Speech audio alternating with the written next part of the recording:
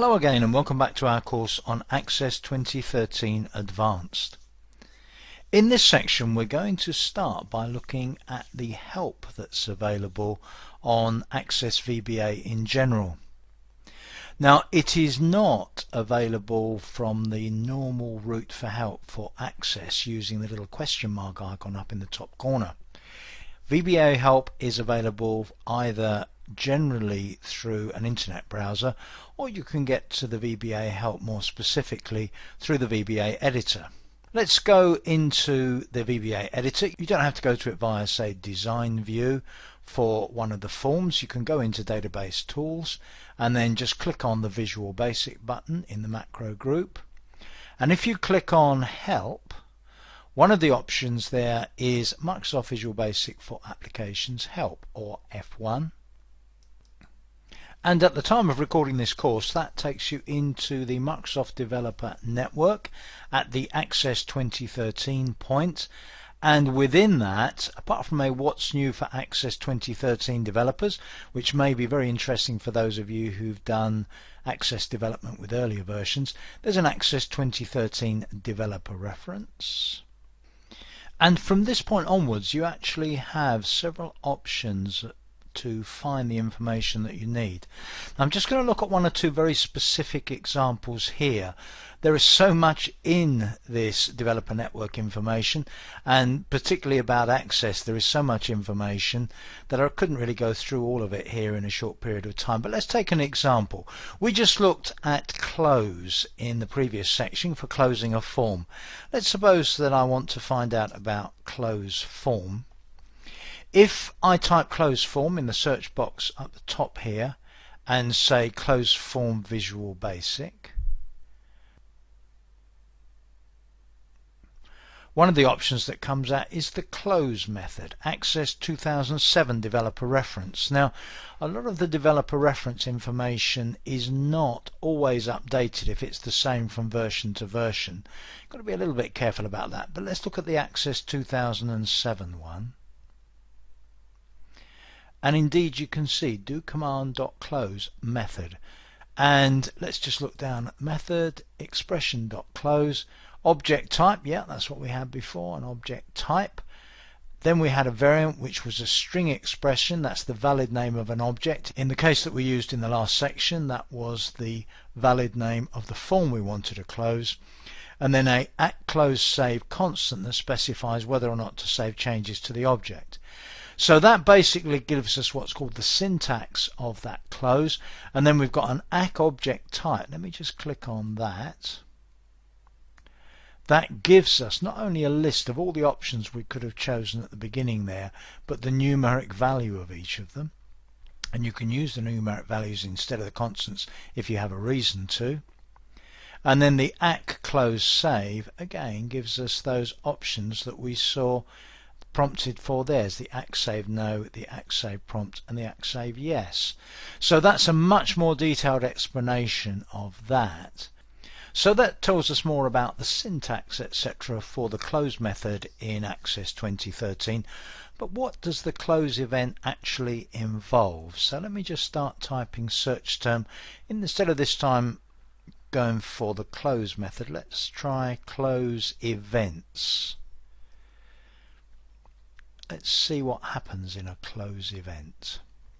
There we are. Let's try this one. Close event.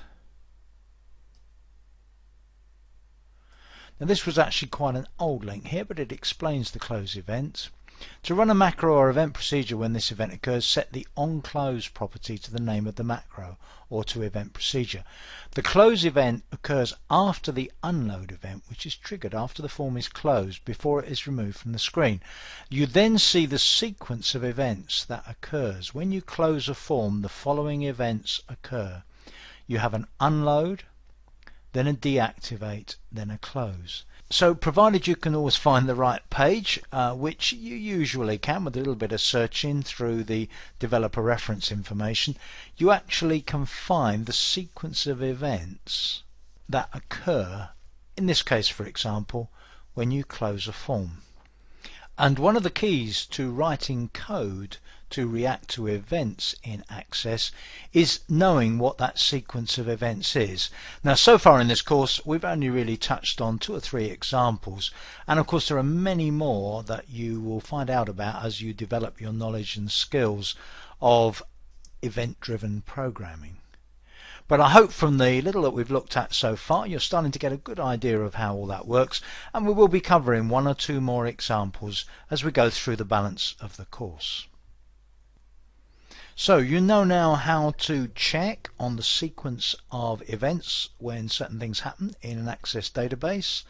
Particularly, you know what happens when you close a form. Might be interesting for you to try and look at that help and find out what happens when you open a form, for example. And you also know how to check exactly on the details of commands like open and close by looking for the methods in the help via the VBA editor. So now I've got that challenging exercise for you to do, and that is, this is the movie database. I want you to sort of pension off that navigation form. Don't delete it, but we're not going to open that navigation form anymore. When this database starts up, you're going to write a brand new switchboard, FRM switchboard, for the movies database. You can use the graphic we've already used, or if you've got another movies graphic you'd rather like to use that. When the movies database opens, the splash screen will appear and the new switchboard will appear and the navigation pane will be hidden. The switchboard for the movies database will occupy pretty much the full width of the available window, and on it there will be at least 3 buttons. There'll be a button to open movie maintenance, another button to open actor maintenance, and another button to quit. With each of those buttons there should be the appropriate VBA code. The VBA code should be commented and it should have full error handling in it as well. And all of those objects, buttons, should have sensible names that make it easy to identify which is which. There's no need to put a close button on the switchboard. To close the switchboard you can leave its own natural close button on there. So there's a reasonable amount to do there. Start from example 8 and my answer to that is example 9. Particularly if you haven't done any programming or any VBA programming before, if you can get that all working okay and you're happy with it, I think you can definitely congratulate yourself on picking up quite a lot in probably a relatively short period of time. You can probably tell by now that when it comes to event-driven programming there is an awful lot in Access, in fact in Microsoft Office in general, but Access is a pretty heavy user of VBA programming. But once you've got the basics in place, it's a really good starting point for starting to develop some very sophisticated applications. We're going to be looking at some more events later on in the course and doing a little bit more programming. We're also going to look at macros again, because macros have a part to play in all of this as well. That's it for this section. I'll see you in the next one.